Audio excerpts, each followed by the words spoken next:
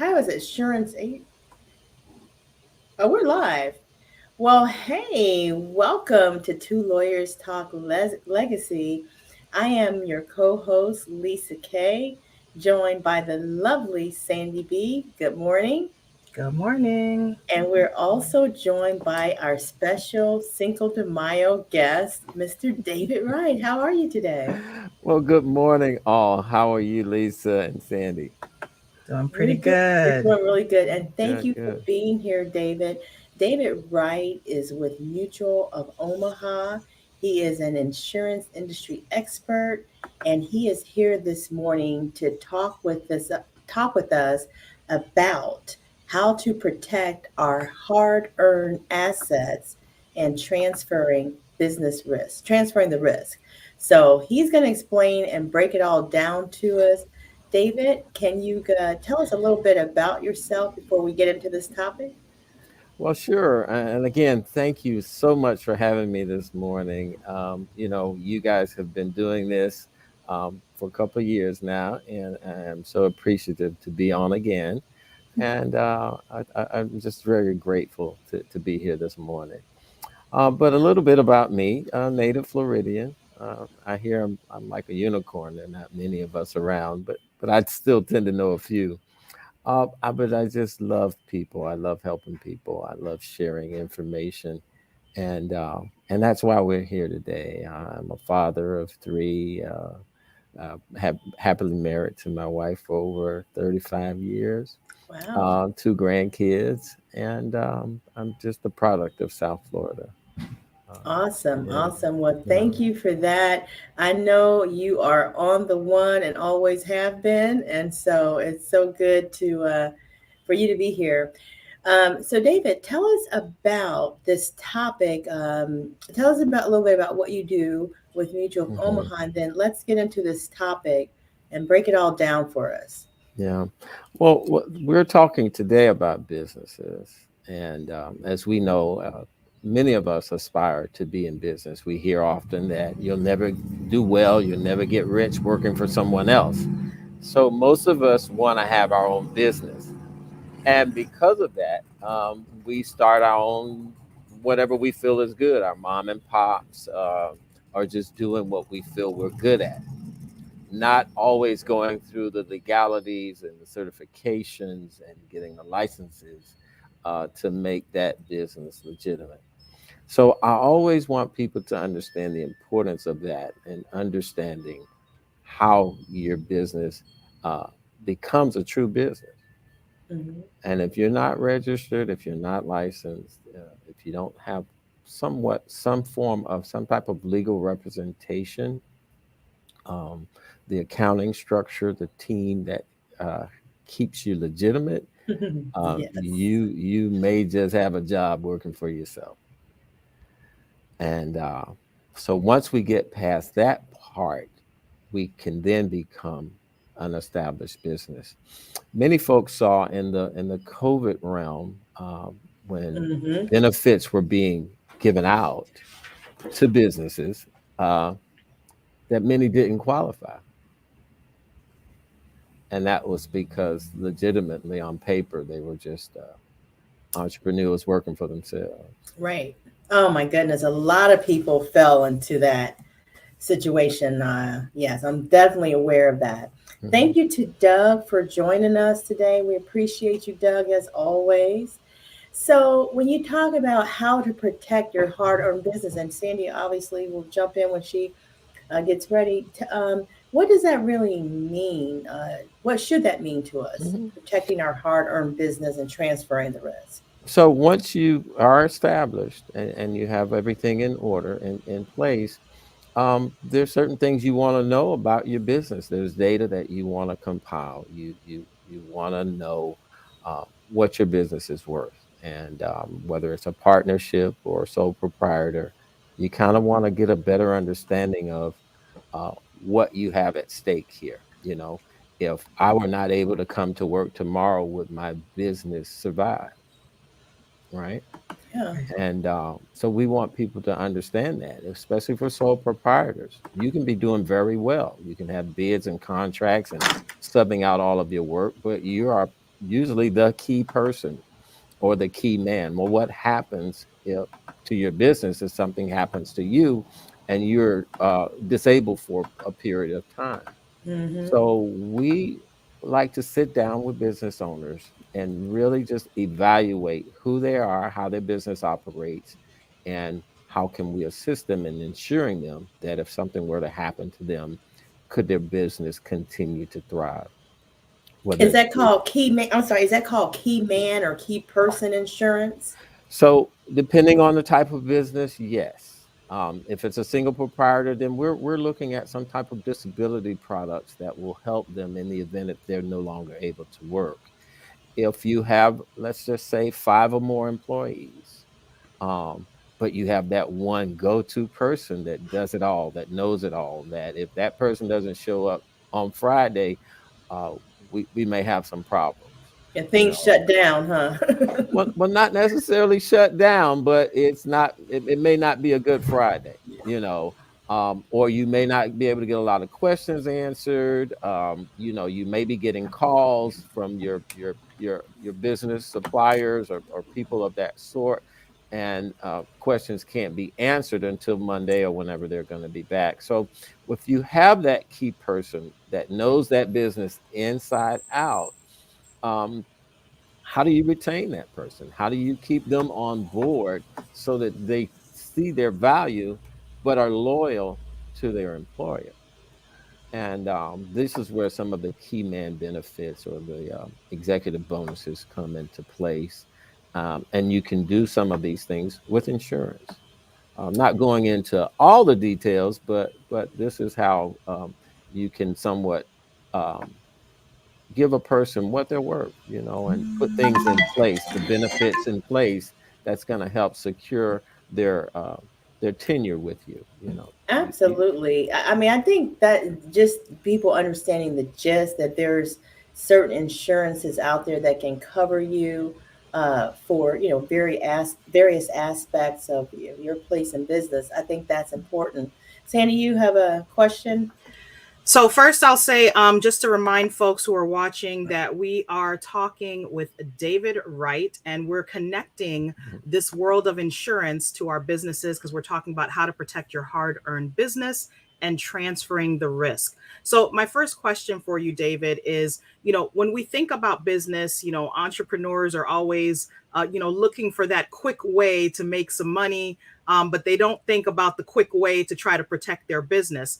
So if you could give like a someone who's just starting out some basic things that they need to really consider, what would those things be? Because we're trying to protect, right? Most folks aren't thinking about that. They're just, I'm trying to make money, make money. But Mhm. what would be like a couple of things that you would say for a new person starting out that they need to put on that checklist to somehow accomplish during their early days in Mhm. business? That's good. A great question, Sandy. I would always start with the legality. Retaining an attorney, having someone that knows the laws in your corner to advise you in that capacity, making sure that your accounting is in order because you don't want Uncle Sam coming after you in your business. Those are some of the basic protections so that your hard earned earnings won't be squandered back into something that's not in your favor. Secondly, it's just securing yourself. When we say transferring the risk, we're saying investing or putting your monies into something that in the event something were to happen to you, there's some benefits out in there for you. There's some rewards. And again, we talk about disability, we talk about retirement structures. Mhm. Most entrepreneurs don't even think about setting up a retirement type of plan for themselves down the road. And a lot of times we're thinking, well, it's too early. No, as soon as you set up your business structure, you want to start putting together what type of benefit packages you want to have for yourself as well as some of your employees. So in that, we want you to really then get to understand how much your business is worth. Usually in the first 2 years, you're still just growing. So it's not time to start doing business evaluations or business valuations to understand the true value of your business. But as your business begins to prosper, you want to do an assessment. You want to do a checkup. You want to make sure you're understanding what your inventory is like. You want to understand what your products, how your products are selling. You want to know more about um, just what the value of your business is in the event one day you wanted to sell it. If you have a partnership, you want to be able to understand what happens if something happens to my partner, right? Quick question, David, right there. There's insurance for that too. Like you can get insurance to cover your partners in case one of your partners dies in business, that there can be money that comes into the business that, because they can no longer generate money for the business, that insurance can be used for that and to support maybe their family members that are left behind as well, correct? Correct. And that's the important part of understanding how you want your partnerships to be set up. Again, the law allows you to do multiple different things. And you want to be astute as to how you want to protect your business, especially in a partnership. Case in point, there are times when, unfortunately, a member of the business, the ownership passes on. And they want to pass it on to someone in their family. However, that individual may know nothing about the business, have never worked a day in the business, but now are part owners and are just not really clear on how they want to move forward. So, there are times when it can be set up where there's a cash settlement there and that person can buy out the other person, or that person that succeeded or took over the business now wants to be an active part of the organization. So there are many different ways of setting up some partnership agreements. So, you really want to understand um, the gist of your business. You really want to be Yes. able to then determine how you want your business to succeed after you're no longer here. In so many cases, we see family owned businesses, right? And there are individuals that are part of the family that are there to that work through with the business Mm-hmm. throughout the years. And dad's always, well, I want to hand this down to my daughter or my son. And then it's up to them to determine whether or not they want to stay in that business, or That's do true. they want to sell it. And a lot of times the kids feel like, well, I was forced into this. I didn't really have a choice. Dad made me, do this. And now that I uh, have the full say so, dad's no longer here, mom's no longer here, I get to determine now to understand the value of it, whether I want to keep it or sell it. And I do Very want true. to add this point: many people undervalue what their business is truly worth. I want to say that again. A lot of times they go it just on speculation. And here at Mutual of Omaha, we'll do a business valuation for you. We're going to look at your taxes and a lot of information that we're going to require that we can review in the last 3 years. And we, have a team of experts. These are our attorneys that have been doing this forever. So it's not David that's doing the business valuation. It's our back office, our extremely experienced attorneys that are going to look at that and then be able to tell you, in our advanced market department, give you a written report that's going Mm-hmm. to tell you exactly What what they've discovered. That's good to know. Mhm. That is really good to know. So, if someone is interested in looking into business insurance and partnership insurance, and what was the other one we just key person Key insurance? person. Is there are there any other quick products you can think of? I know we're getting ready to wrap up here. So, Mhm. any other insurances that you can think of off the top Well, that would suit business persons? well, disability is And really a DI policy is crucial for a business owner. It's just you insure your car, you insure your house. Why not insure you in the event something were to happen? No fault of your own. yeah, You that's can be true. walking down the street. You know how things happen these days, Stuff and happens. at no fault of your own, now you're finding yourself laid up. So I always recommend seek a professional. I know if you can't find anyone, feel free to call me, and we'll get you into the right partnership. We'll get you with the right people. We'll connect you with someone that can answer your questions and give you the information you need to succeed. Sandy? So, now, David, I don't know if you've been watching anything from our podcast recently as we're talking about two lawyers and legacy. I have to say, David, we got to get to the business, David. We got to get to the business. So I I'm always fascinated by the dollars and cents that we as entrepreneurs will spend on all kinds of different things, right?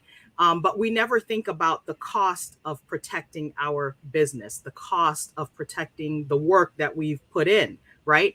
What is the cost factor here in terms of considering things like the key man insurance, the disability insurance? Like, what should we expect to set aside in a budget for these types of expenses, to protect ourselves? That's another great question. As you know, in insurance industry, most things are based on age. The earlier, the sooner you get involved, the better it is going to be expense wise. The cost of insurance is less expensive for younger people than it is for older people. Yes. Okay, but there are a variety of different type of plans that we have in place. Obviously, there's some term policies as well as some whole life policies, or some that actually have the cash value. So it depends. Again, we have to make the accommodations and the adjustments based on your budget. So everything that we do will be customized to your business to fit your budget. That's why we are like doctors. We ask a lot of questions. We're going to inquire. We're going to ask for certain information. And again, it's not that we're prying. It's not that we're going to, share that information outside of our arena. No, this is personal information between the client and the company. However, we do need to know as much as we can to give you the best solutions for your business. So again, those prices are customizable. But I would always say you're looking at anywhere from a fifth to a tenth of your assets of your gross products. Yeah, your That's gross a good rule your of thumb. your Okay. gross earnings. Yeah, So that's the Okay. amount that you generally should be planning to set aside at the minimum to take care of like the disability insurance and maybe some other insurances that you might need that's at minimum. That's at at minimum. minimum. Okay. Yeah. Mhm. So, David, how do people reach you in case they're interested in finding out more about how to protect their hard earned business and transferring the risk? Well, I'm pretty active in social media. You can reach me also via website, my Mutual Omaha website, but I'm also on Facebook at David Wright. I also have a Facebook Wright Advisor as well as at Instagram Wright Agent 01. And you can always reach out, and I answer my phone. Like some people, I answer my phone, and you can call me at 954-257-1783. And Wait, I one more must time, 954 two not five seven. 1783. Okay, thank you for that. Mhm. I'm sorry, go ahead, David. And I just want to say, if you know Attorney Crawford, then you know me. Right, that's true. That is I absolutely true. Yeah, in my opinion, she's one of the best. Matter of fact, I just shared your information with somebody today. So Well, shameless plug, thank you so much. but you have been such a help in our community. And Sandy, I know you two are working together to make our community stronger, and we just commend you for all that. Thank you Absolutely. so much. Thank you so much. And he is a little biased. We belong to the same church, so we appreciate all that. Thank you. Well, we appreciate you being here. I mean, it's been an action-packed, short amount of time, but a lot of information that can really allay some people's fears in business and really give them the protections that they need and security. So thank you for that and making it sound so easy to contact you and just, for people to find out more about, what is their business valued at. They would want to know that. So that's something I probably want to know officially. So I Hmm. may Right. call up on you just to get that piece right there. So thank Hmm. you. Absolutely. Hmm. Absolutely. And thank you so much, David. Guys, we're going to make sure that David's information is in the description of this video. So if you want to reach him, make sure that you tap into the description. Please Be sure to share this video. I'm sure there are entrepreneurs out there that haven't gotten their business evaluated for the value, that have not tapped into the different resources to protect. So guys, please don't hesitate to get it. Let's go. All right. Thank you. Thank See you. you Thank you. later. Thank you. Have a good All one, right. David. Enjoy your right. day. All Happy right. Cinco de Mayo. Yay. Have a good one, guys. Bye.